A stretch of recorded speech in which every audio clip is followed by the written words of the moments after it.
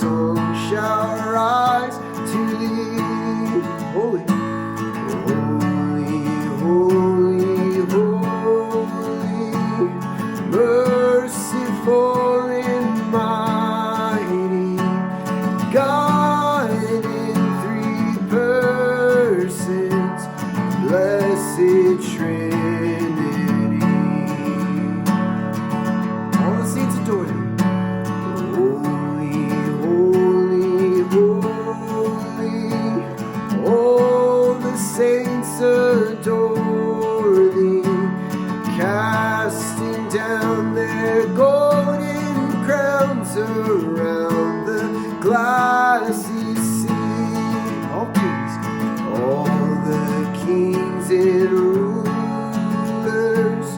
falling down before thee, who was and is and evermore shall be.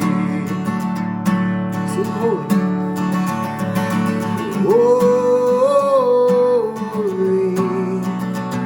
is the Lord Almighty.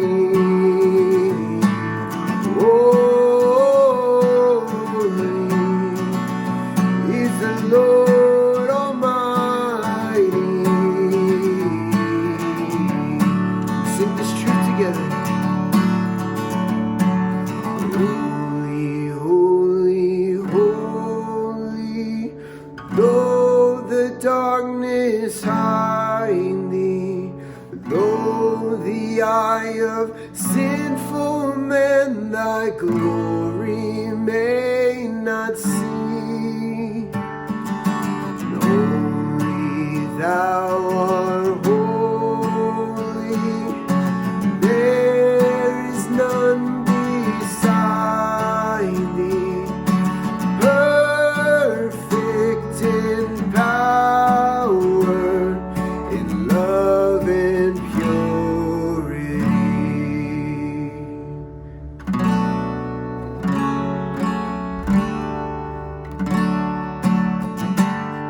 Sing on. Holy, holy, holy, Lord God Almighty. All the works, all thy works, thy praise, thy name in earth and sky and sea. We praise him. Holy, holy, holy, merciful and mighty, Jesus our Savior, mighty King of kings. Let's worship together. In the name of the Father, and of the Son, and of the Holy Spirit. Amen. Let's pray.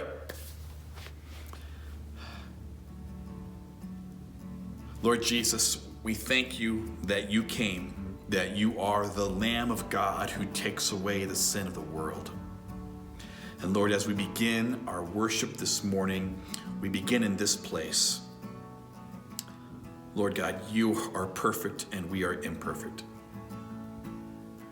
We thank you that you gave your perfect life for us. Lord Jesus, you know that we are sinners.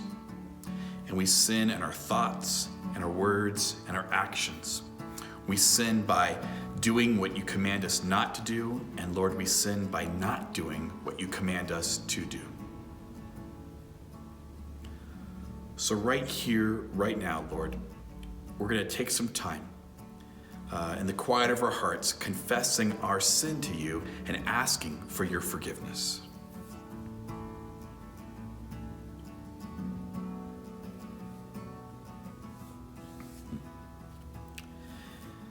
In the name of Jesus Christ, we pray. Amen. Jesus Christ, God in the flesh, came and died on a cross for your sin and for mine, so that you might be forgiven and free. And as a servant to the word, I announce this grace of God to you, and by his promise, forgive you all your sin, in the name of the Father, and of the Son, and of the Holy Spirit. Amen. Let's pray.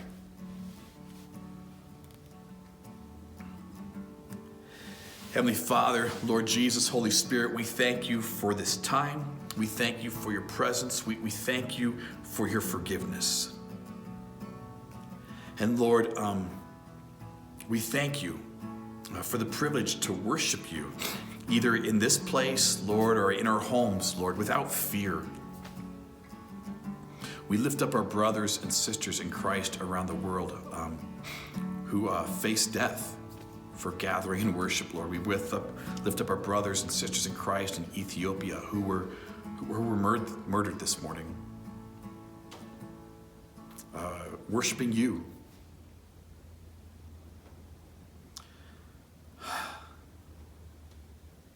Lord, have mercy. Come, Lord Jesus.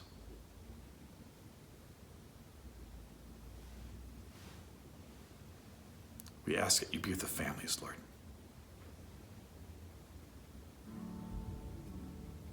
We thank you that those who die for the faith have a special place in your heart, and you have called them home to yourself. We give you thanks and praise that they have received the crown of life.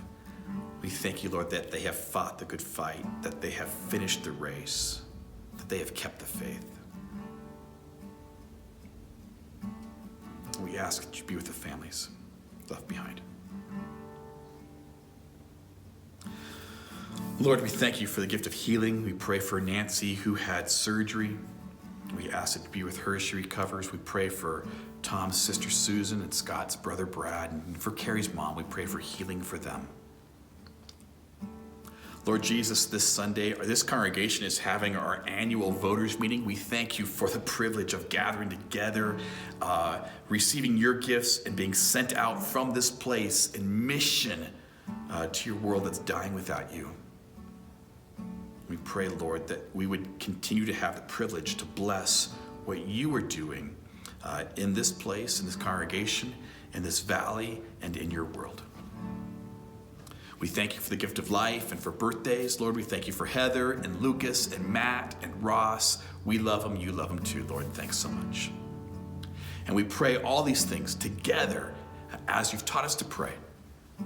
Our Father, who art in heaven, hallowed be thy name. Thy kingdom come, thy will be done on earth as it is in heaven. Give us this day our daily bread, and forgive us our trespasses, as we forgive those who trespass against us.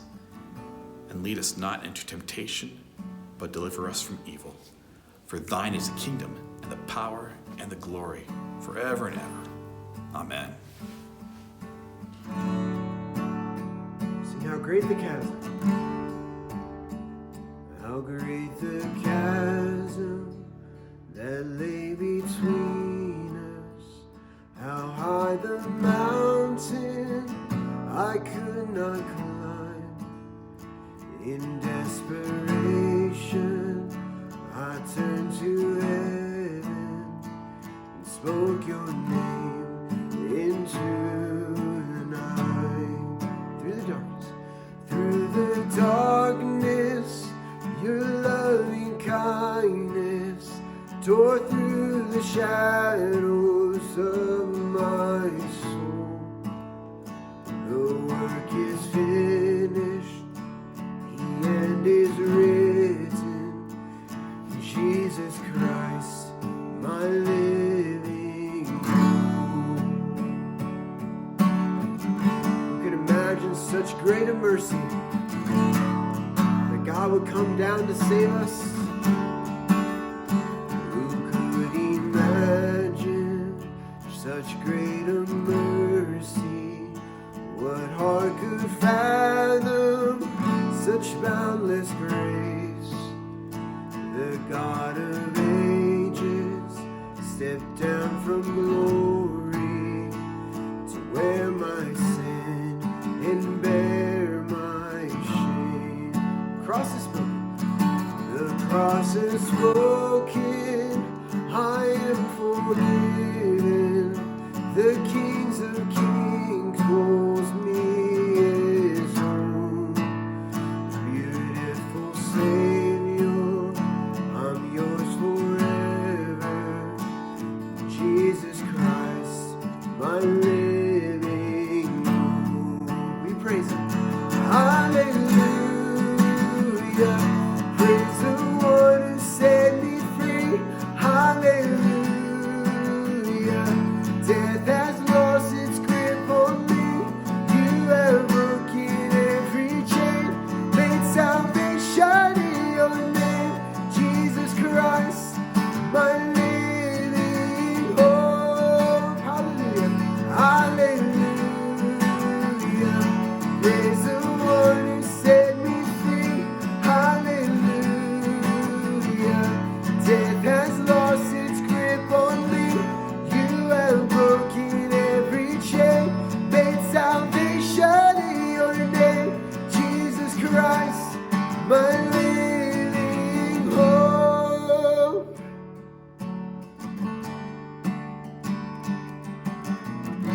Then came the morning, sealed the promise. Then came the morning that sealed the promise. Your buried body began to breathe.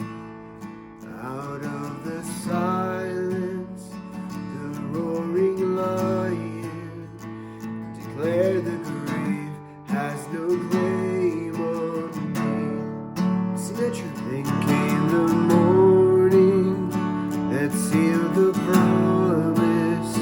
Your buried body began to breathe. Out of the silence, the roaring lion declared the grave has no claim on me. Jesus yours, with Jesus yours is the victory. Yeah, hallelujah. Hallelujah. Praise the one who set me free. Hallelujah. Death has lost its grip on me. You have broken every chain. Made salvation in your name. Jesus Christ, my living hope. Hallelujah. Hallelujah. Praise the one who set me free. Hallelujah. Death has lost its grip on me. You have broken every chain. Made salvation in your name. Jesus Christ, my living hope. Jesus Christ, my living hope. Jesus Christ, my living hope.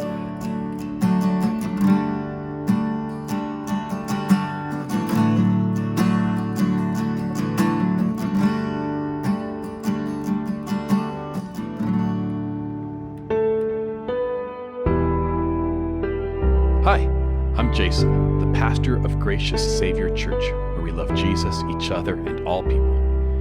Here are a few ways we can accomplish the mission together. I'm Josh, And I'm Matt. and we are the youth leaders at Gracious Savior Church. Every Wednesday, we host a youth night, a fun experience for middle and high schoolers. We have food, fun and games, and quality time following Jesus together. Contact one of us to learn more. Hi, I'm Bev Christensen, the prayer and senior ministry leader here at Gracious Savior. Every Thursday night at 6 o'clock, we have our prayer group. Everyone is welcome. Come if you would like to pray, be prayed for, or to grow in prayer. Hi, I'm Andrea. This year we are walking through the story, a version of the Bible that is edited for only the essential narrative of God's redemptive plan for His people. We have started several small groups, both in person and online, to walk through the whole story, one chapter at a time. If you have been wanting to know more about the Bible, or just want to be a part of a loving group of friends, then sign up for a group and get your free copy of the book, You can do so at the table just outside the sanctuary or on our website, gracioussavior.org. Hi, my name is Janie Kleiber. I'm a volunteer for our Grief Share groups at Gracious Savior. Grief Share is a grief support group for anyone who is recovering from the loss of a loved one. If you or someone you know needs love, support, and care, then we want to encourage you to come to one of our sessions. We host Grief Share here at the church every Monday night at 5:30. All are welcome, and we hope you can find the support you need. This year, we have the pleasure of joining up with the ministry called Mountaintop Services. We will be hosting small church services Sunday afternoon at 12:30 on the following dates: February 14th, March 7th, and March 28th. If you would like to have a little bit of extra Jesus while you ski the slopes, then you can join Josh and Matt by Spruce Saddle at Beaver Creek on any of those dates at 12:30 p.m. We would love to worship God in His creation with you there. Ash Wednesday is a special church service that prepares us for the journey to Easter. So join us for the special service Wednesday night, February 17th at 6:30 p.m. We can't wait to see you there. If you would like to give financially, you can do so through one of three ways: our Venmo account titled Gracious Savior Church, our website, gracioussavior.org, or in person. We have 2 offering boxes by the entrance of our sanctuary and our church. You should know that giving is not an obligation. It does enable us to help fulfill God's mission in this valley. So thank you for your faithful giving through this hard time. It truly helps us love Jesus, each other, and all people. Grace, mercy, and peace to you from God our Father and from our Lord and Savior Jesus Christ. Amen. We are on session 4 of The Story, walking through God's Word and His story and inputting and implanting that in our lives. We've gone through Abraham and Isaac and Jacob and Joseph and now God's people, and there are lots of them. They're all in Egypt right now in slavery. The Egyptians turned on them and enslaved every single one of them. And there are thousands, tens of thousands, hundreds of thousands of them now suffering. And God hears their cry. And He sets out to save them, to save and redeem His people. And He chooses a man named Moses. And Moses is completely unprepared for the task. He begs God to get out of this task, but God calls him and sets him out back to Egypt to be the one who gives the message to Pharaoh, "Let my people go."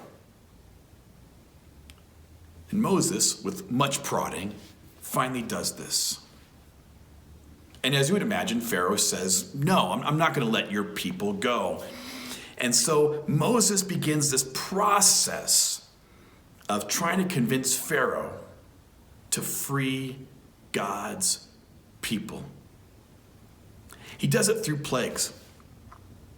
Moses approaches Pharaoh and says, "Let my people go." Pharaoh says no, and then Moses says there are going to be consequences. In essence, God is doing a divine intervention with Pharaoh. And if you've ever been a part of an intervention, you know how it works. An intervention is done when someone you care for typically has an addiction.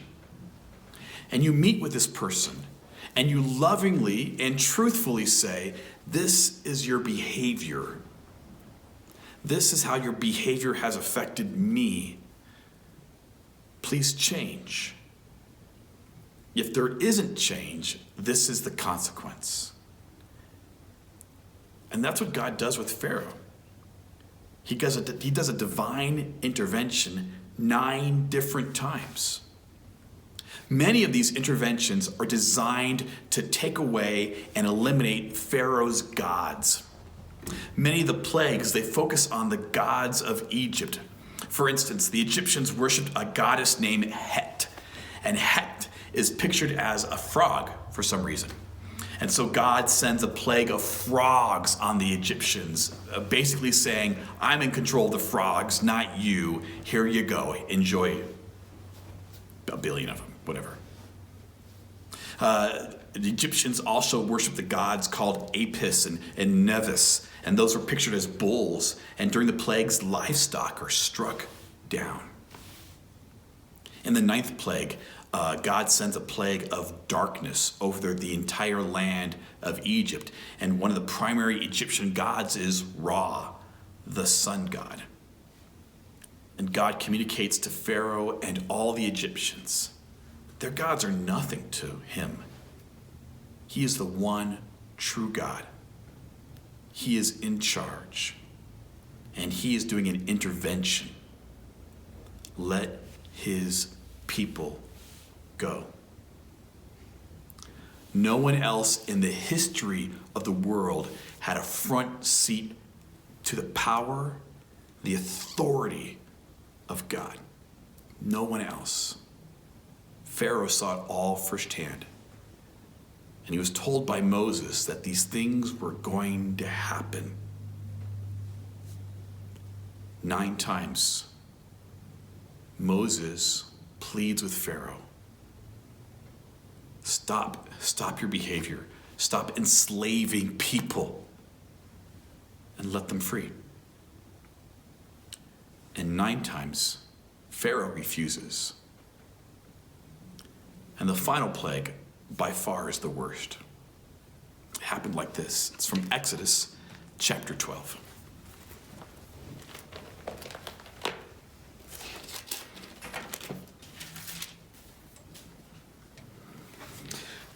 Then Moses summoned all the elders of Israel and said to them, Go at once and select the animals for your families and slaughter the Passover lamb.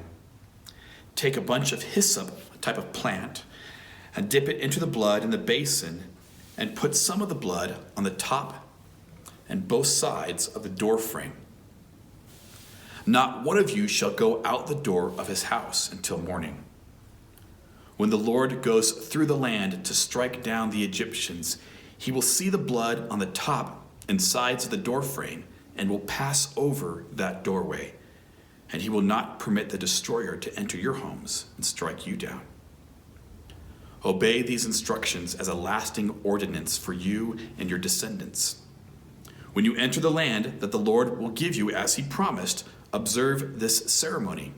And when your children ask you, What does this ceremony mean to you? Then tell them, it is the Passover sacrifice to the Lord, who passed over the houses of the Israelites in Egypt and spared our homes when he struck down the Egyptians. Then the people bowed down and worshipped.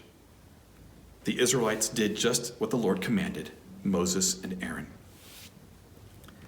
At midnight, the Lord struck down all the firstborn in Egypt, from the firstborn of Pharaoh who sat on the throne, to the firstborn of the prisoner who was in the dungeon, and the firstborn of all the livestock as well. Pharaoh and all his officials and all the Egyptians got up during the night, and there was loud wailing in Egypt, for there was not a house without someone dead.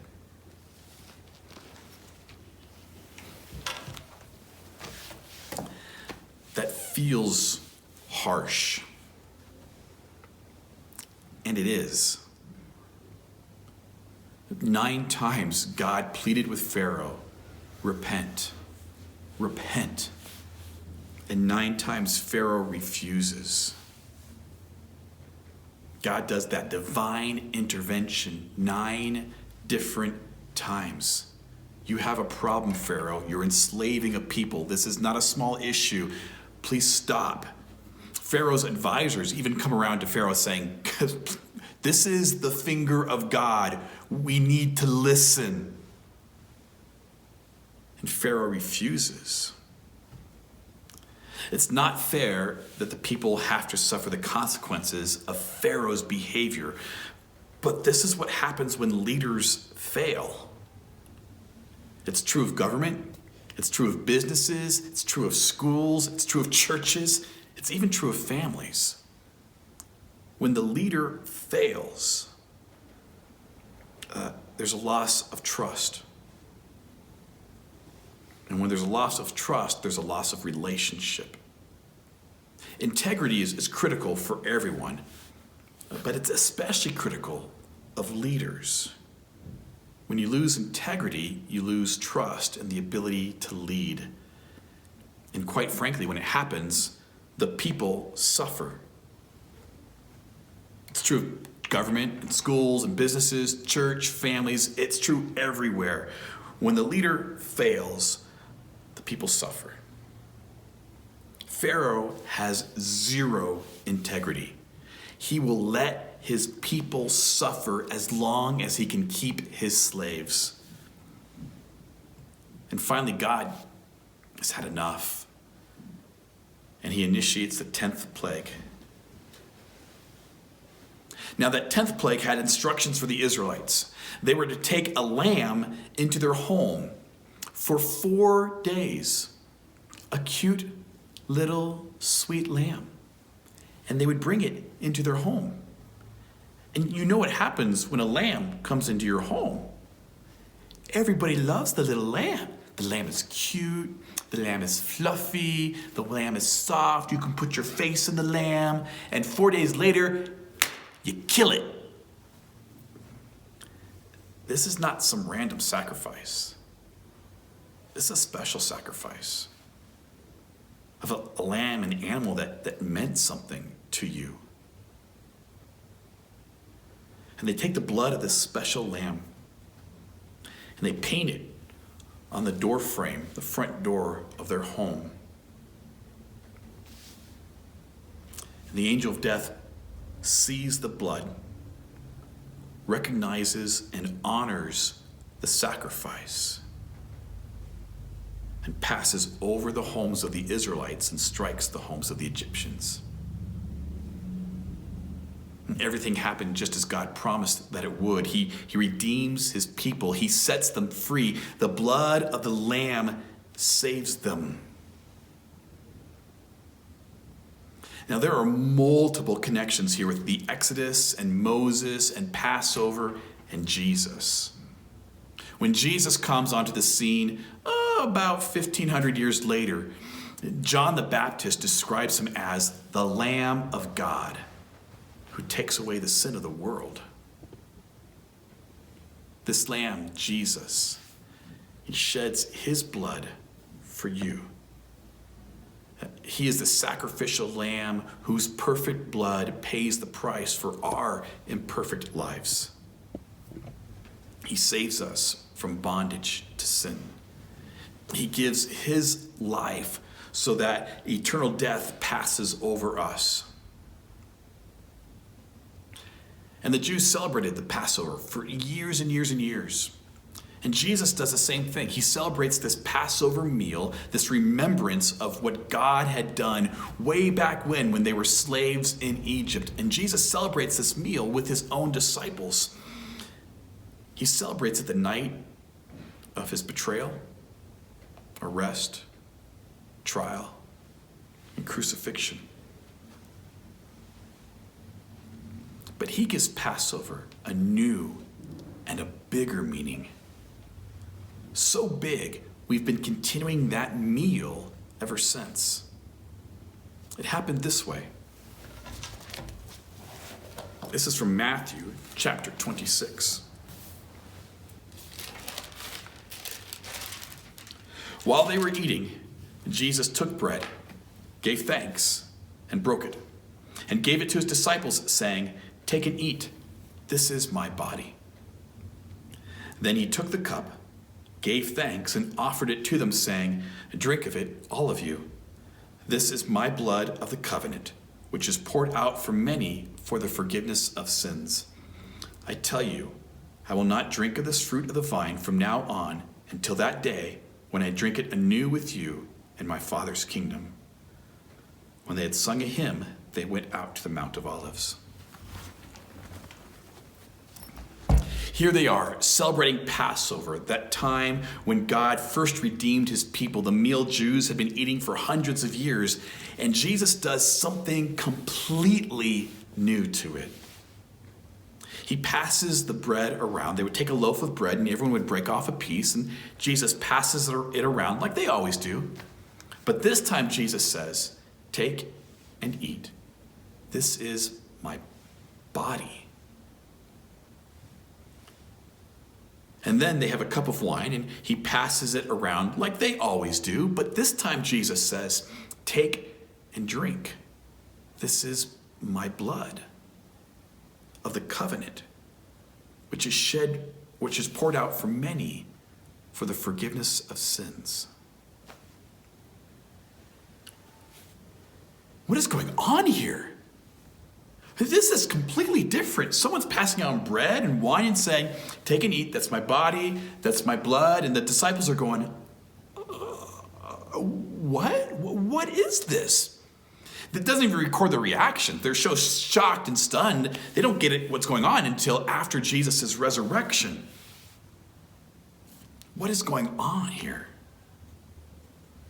What's this? Jesus is connecting himself to this meal. He says, the simple bread, the simple wine, and when you receive and eat and drink, I am with you. When you receive and eat and drink, my forgiveness is with you. It's for you. It's in you. Jesus is saying that that blood that saved the Israelites by being painted over the door frames 1,500 years before, it's connected with this meal. And now my blood is connected with the cross and this meal and is saving you. He's present. He's with us. The Lord's Supper is for you. Now, do you need to receive the Lord's Supper to be saved? Of course not. Of course not. But the Lord's Supper is a physical reminder and participation in God's forgiveness for you. I've always been impacted by a story that Richard Eyre told. He's a hospital chaplain. And he tells a story of working with a person who had severe depression. The person was suffering massive guilt from a sin in her life. And Chaplain Eyre offered to meet with her every single day and to share the Lord's Supper with her and to feed her forgiven self, as he put it. And that her forgiven self would be nurtured and her guilty self would be reduced. And he did this every day for 3 weeks. And then working with the hospital staff and antidepressants, she was great in 3 weeks. From suicidal to good in 3 weeks. Because they had fed her forgiven self. The Lord's Supper is a physical touch and taste for God's forgiveness for you. That physical promise and reminder, you are loved. You do matter.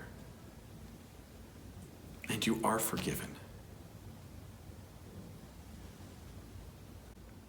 The other term or title for the Lord's Supper is Holy Communion. Because it's not something we receive individually, it's something we receive together. That together we are united in God's promises for us. That together we are forgiven. Together we are sent out as his people in his world. It's Holy Communion. And together we celebrate that gift of life and forgiveness. Together we celebrate Jesus, the Lamb of God, who takes away the sin of the world. And meals were never meant to be done just by yourself. They were meant to be done together. It's the body of Christ. And so I want to encourage you, if you live in this area, as soon as you feel safe and you are able to, please come and rejoin the body. Rejoin the Lord's table in this place. If you live somewhere else, I want to encourage you to find a great Christian church in your area and receive the Lord's Supper, God's presence and his forgiveness for you, so that together you can be united in his mercy and sent out in his power to serve your community where you live. I want to encourage you, when you feel safe and when you're able, to do that. We're so glad we can offer this YouTube service for you. We're honored we can do that. We're thankful for the technology. I'm thankful for Josh and Matthew who make it happen. But church is meant to be together,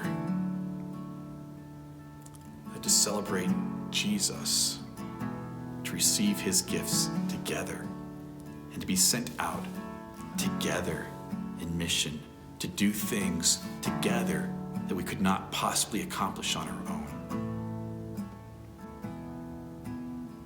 And the Lord's Supper does that. It draws us in. It feeds us and renews us. And it sends us out. We are freed. You are freed by the sacrifice and the blood of Jesus shed for you. And you're free to live joyfully, confidently, purposefully in that forgiveness and life that God has freely given to you now and always. And so we celebrate this meal. We celebrate Jesus. We're thankful for that first Passover and for Moses. And we celebrate one who gave up everything so that you might be free. And as Jesus said, when the Son sets you free, you are free indeed. May the peace of God, which passes all understanding, may it guard your heart and your mind in Christ Jesus our Lord for life everlasting. Amen.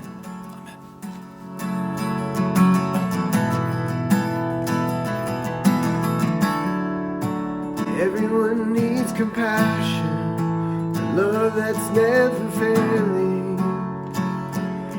Let mercy fall on me. Everyone needs forgiveness, the kindness of the Savior, the hope of the nations.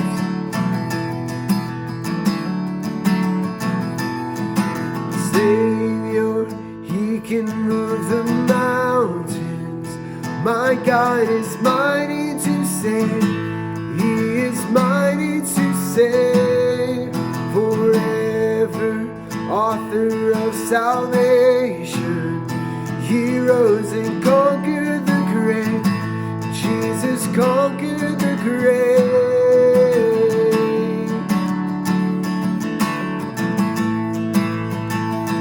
Take me as you find me, all my fears and failures.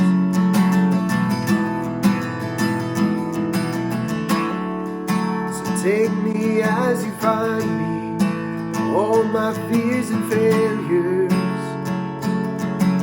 Fill my life again.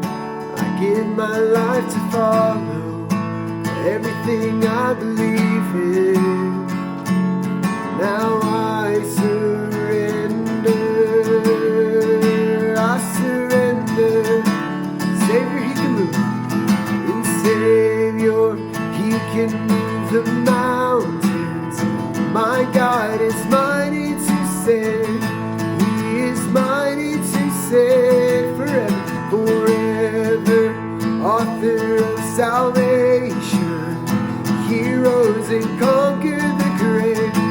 Jesus conquered the grave. Shine your light in, let the whole world see. We're singing for the glory of the risen King. Jesus, shine your light in, let the whole world see. We're singing for the glory of the risen King. Sing Savior, Savior, He can move the mountains. My God is mighty to save. He is mighty to save. Forever, author of salvation. He rose and conquered the grave. Jesus conquered the grave. Shine your light in, let the whole world see. We're singing for the glory of the risen King. Jesus, shine your light in, let the whole world see. We're singing for the glory of the risen King. And Savior, He can move the mountains. My God is mighty to save. He is mighty to save. Forever, author of salvation. He rose and conquered the grave. Jesus conquered the grave. The Lord bless you and keep you. The Lord make His face shine upon you and be gracious to you. The Lord look upon you with favor and give you peace.